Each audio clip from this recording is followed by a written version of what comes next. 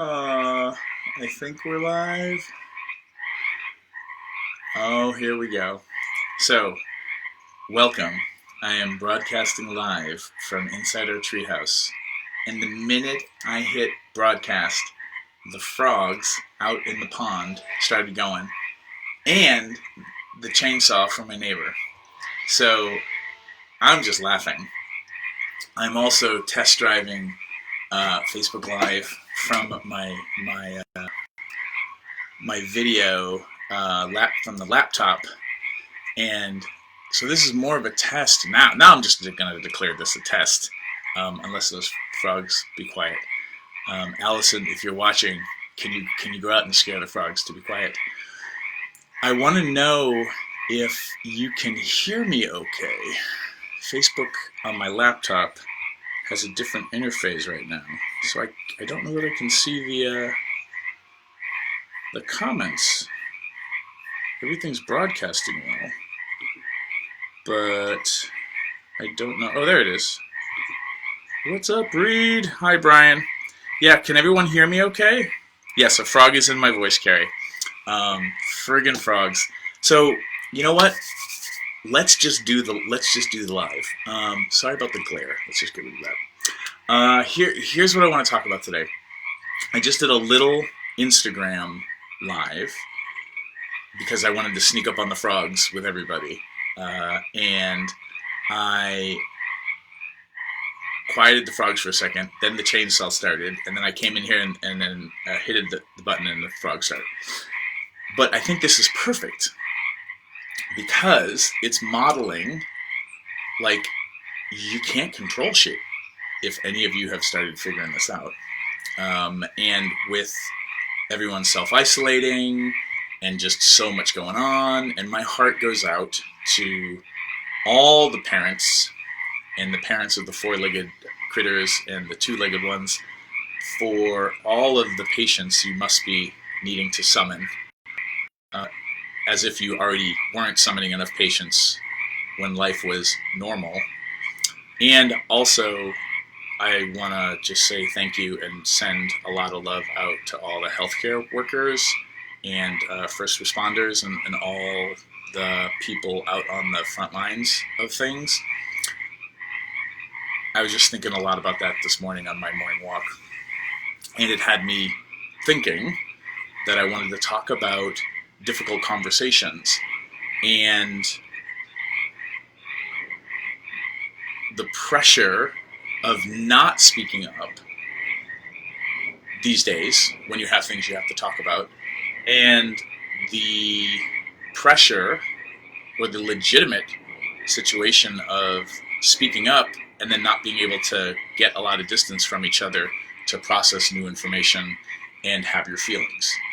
So in one way, you're kind of making a pressure cooker, perhaps, or releasing pressure. And I can't predict which is going to happen. What I can say is that in non-violent, non-abusive relationships, sometimes things get a little bit hot when you start talking about real things, and then everyone has their feels, and then things cool down a little bit, and then you can continue the conversation. If you are in an abusive situation, then this advice might not be the best advice for you. And some of my really, really smart, nerdy relationship friends have already been posting about the uptick or the beginnings of new domestic violence situations because people are under so much pressure and like are right on top of each other in social isolation situations. So I just want to say, just because my mantra is say what you're not saying, there are times and places where it is appropriate to not speak up and go get support. So these are times where we can, what are your, the pleasure mechanics introduced me to the term, I'll think of it in a second, but it's kind of like your self-care pod. That's not the term, but it's your care network, And if you go to readaboutsex.com/C, the letter C, 19, I've put a bunch of little resources together that have been helpful for my peace of mind, and I believe I have that podcast episode linked there, where they talk about your care web and your network of people you lean on and ask for support. So there's a lot here to think about, and I'm about to simplify a particular bit of advice and talk about a tool that you might want to use, which is the difficult conversation formula, something I kind of came out of my head many, many years ago, like 16, 15 years ago, in a conversation I was having with Marsha Kaczynski, who co-founded Cuddle Party with me. And it was like, oh, well, I would do it this way. Wow. And I was like, ooh. And Marsha was like, ooh. And it was the difficult conversation formula, because it was something that I was doing that I hadn't really put into words yet. And you can go to readaboutsex.com/convo, CONVO, or you can click on the link in the description for this video, which is the full link, because Facebook adds link tags to things and tracking tags and screws up a bunch of, shorter links that I put together. But if you go to readaboutsex.com/convo, there's a whole article about the difficult conversation formula, and that so many of us withhold what we need to talk about, and it just builds pressure until we blurt it out, usually not at the best time. And there's this phenomenon of, and maybe you have friends like this, maybe you are somebody like this, I don't know, but a lot of human beings do not handle surprise really well. Like new information and surprise, especially about relationship dynamics, most human beings don't handle that with like, oh my goodness, thank you so much, new information that I had no idea about. Like, oh, what a joy. Most people don't react that way. And when you put people in situations where life is already uncertain, or their daily routines have been, the Etch-a-Sketch of life has been shaken up, and it is a new drawing, everybody. It's, you're in this uncertain place, and so new information coming at you, like blurted out at you, can hit you even harder. So that's kind of the human situation of the thing. If you go to the article, there'll be a little pop-up window that pops up, or you can scroll down to the bottom to tell me to send you the links to download a handout and a worksheet. And the difficult conversation formula worksheet can be really, really helpful, because when you have the handout and the worksheet walks you through how to use the formula, it's a bunch of writing exercises, so you can get your thoughts out clearly about what you need to talk about, and get clear as to why you're not talking about it, like what you're afraid of. And it might even be like something super current, like I'm afraid that if I tell you this thing, we can't escape each other from our tiny apartment, and it's going to make life hell for the next 2 weeks. When you get clear on what it is that you're afraid of, and then also get clear on what you would like to have happen, what you want out of having this conversation, those are two really useful pieces of information to tell somebody to start your conversation with. And that's kind of how the formula works, where you get clear on what you're afraid of, what you want to have happen, and then you get really succinct about what it is you need to talk about. Like, and by succinct, I mean you can write what you need to say, what you're withholding, you write it on a Post-it note, and not, some of you, in tiny microscopic writing, because I know you're out there. Some of you have amazing penmanship, even when it's like super tiny. Like, I can't even read it with my glasses. It's like microfiche. Like, don't do that. You want to write in regular writing what you need to say on a Post-it note. If it can fit on a Post-it note, it probably is succinct enough that when you pair it with, there's something I haven't told you. The reason I haven't told you is I'm afraid of X, Y, and Z. The reasons I want to tell you are these 3 things that are good things. And then here it is, on a Post-it note, basically. That will be succinct enough to, one, give people context. Because whenever you tell most human beings, there's something I'm not telling you, most of us don't get all excited and think it's going to be a good thing. Almost every human being I've ever talked to is like, oh shit, I'm in trouble. I fucked up. Like when they call you down to the principal's office when you were in school, it wasn't to congratulate you on something. It wasn't because you won a prize. It was because you were in trouble, usually. So most people go into that headspace when you tell them, hey, there's something we need to talk about, or I haven't told you something. So then telling them why you haven't told them, the fear part, telling them what you'd like to get out of it, the positive stuff, what that does is it gives people a frame. It slows down what you're about to tell them. It gets them in a headspace so they can be more empathetic. And then hopefully your succinct thing you need to tell them, like, it might surprise them, but it surprises them a little bit slower. You prep them for it. Now, your mileage may vary. This is called the Difficult Conversation Formula, and it's really just about initiating the conversation.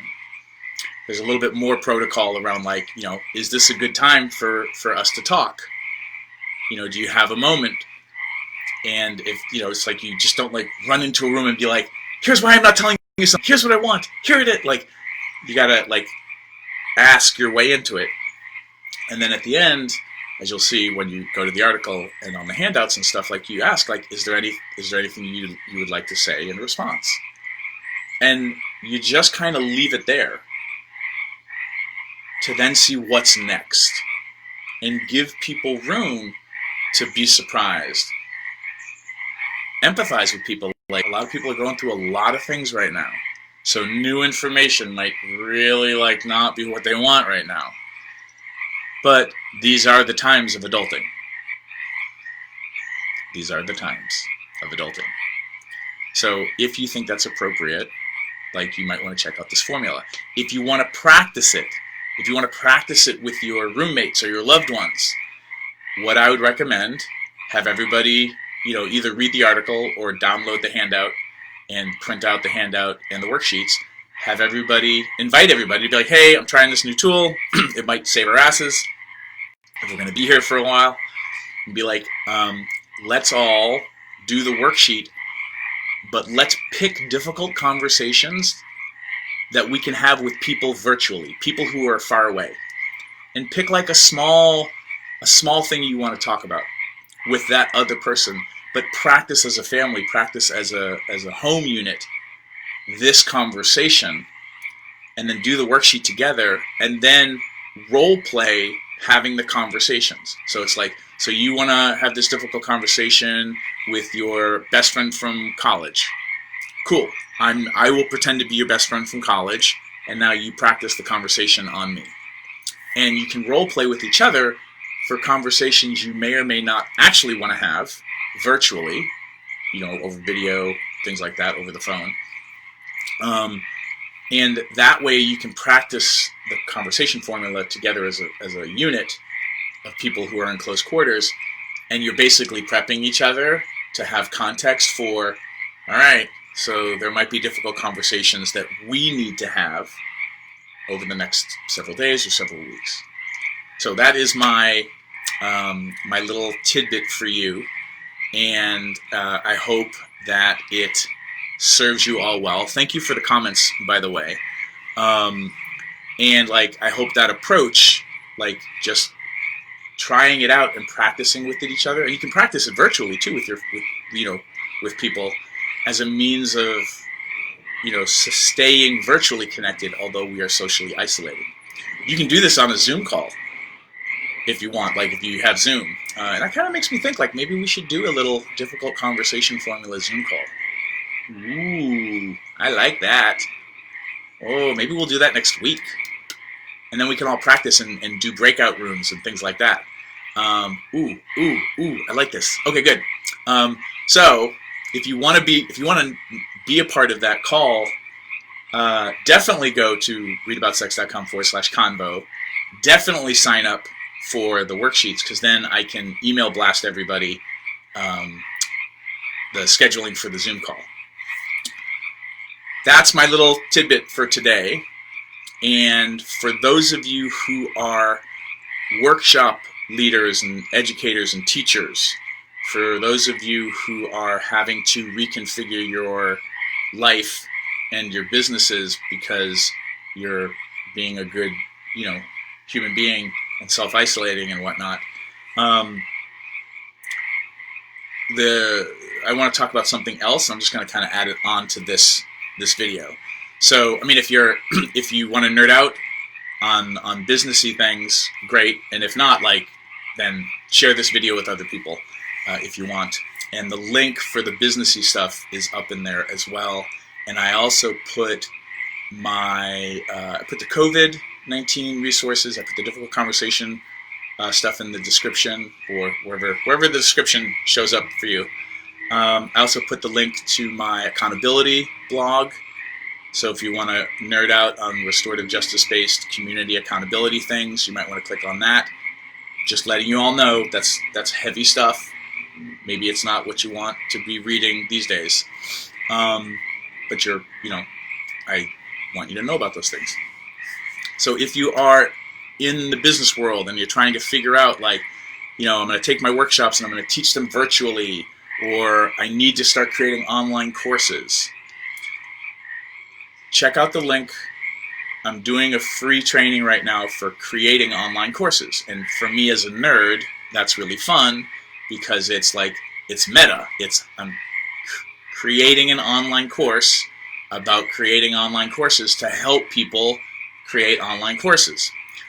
One of the things that I want to talk about, though, is what I think might happen is all of these amazing human beings are trying to figure out how to pay their rent, start creating online things, and then what you might notice in Facebook, I'm not creating this reality, but what my fear is that everybody's going to be posting about things that you can sign up for and pay money for. And I'm not saying it's wrong, I'm just saying I'm worried that people will start to get burned out and not pay attention to those posts and those important tools that people want to share. Because it'll just occur to everybody like it's just marketing. Everyone's asking for money, and some people are going to be tight on money right now or worried about money. And so not everybody is going to get super excited about buying stuff. What I would advise people to consider if you're doing marketing right now, and this is kind of modeling in a certain way, like what I'm doing in this video. I'm teaching people for free about a tool that they can get for free to help them with their life. And the situation here is, if people are already going to feel tight and stressed about money, this is your opportunity if you put a little thought into it. Not saying that you're thoughtless, but put a little thought into how can I help people who need this right now who can't afford me or can't afford the product. And by doing that and having resources, having a blog post that helps somebody with a thing, and then having a resource that they can download and ideally print out and hold in their hands so that they can put a fridge magnet on it and have it in their house, or tape it near on their bathroom mirror or bathroom wall when they're brushing their teeth.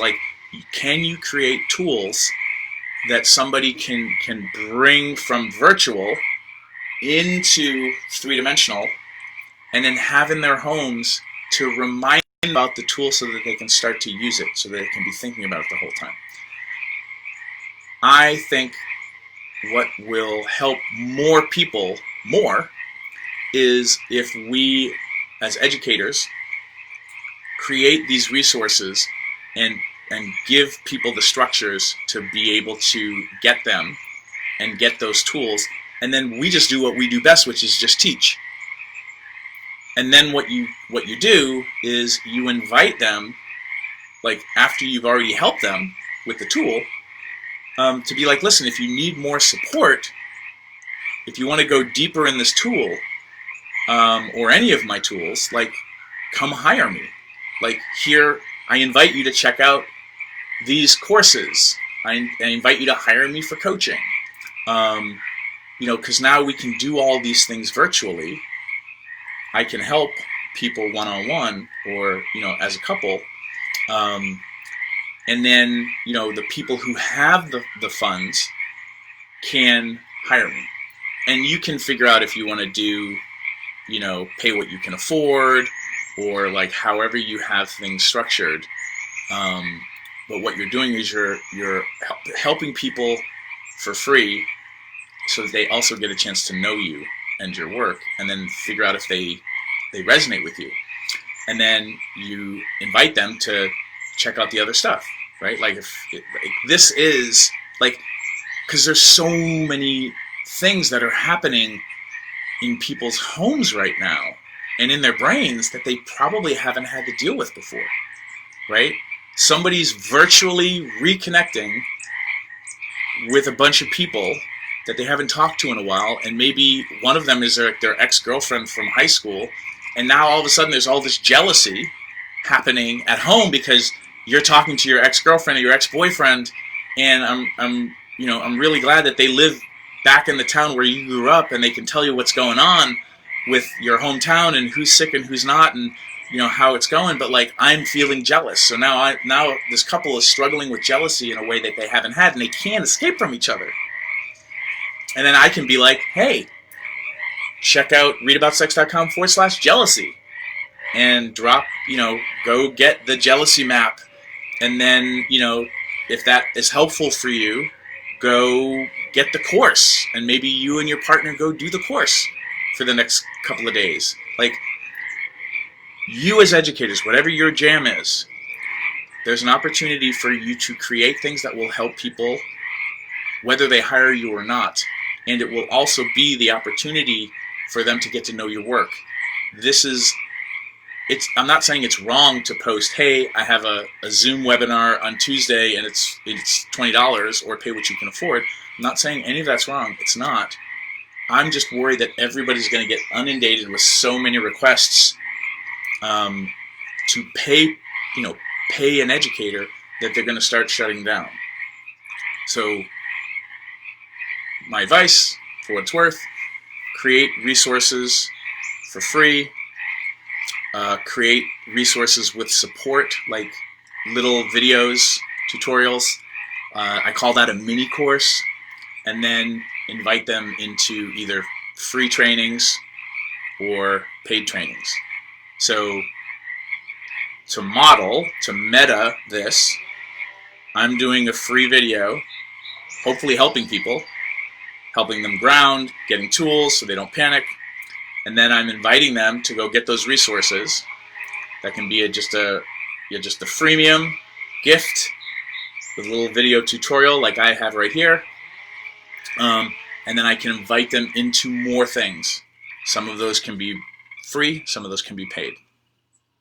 And then I'm building my email list so that I can keep giving people more training and more tools, and building those relationships, and not burning out my audience by flooding them with these requests and invitations that they just go marketing blind, and they just start ignoring all of your posts, which might have tools for them. I hope this helped. So if you're an educator and you're like, oh my goodness, like I hadn't thought of it that way, or I am thinking about it this way, but I keep getting stuck, I keep not being able to create a course, then I invite you to go get in with us on the Let's Make an Online Course, which is a free training, and hopefully that helps.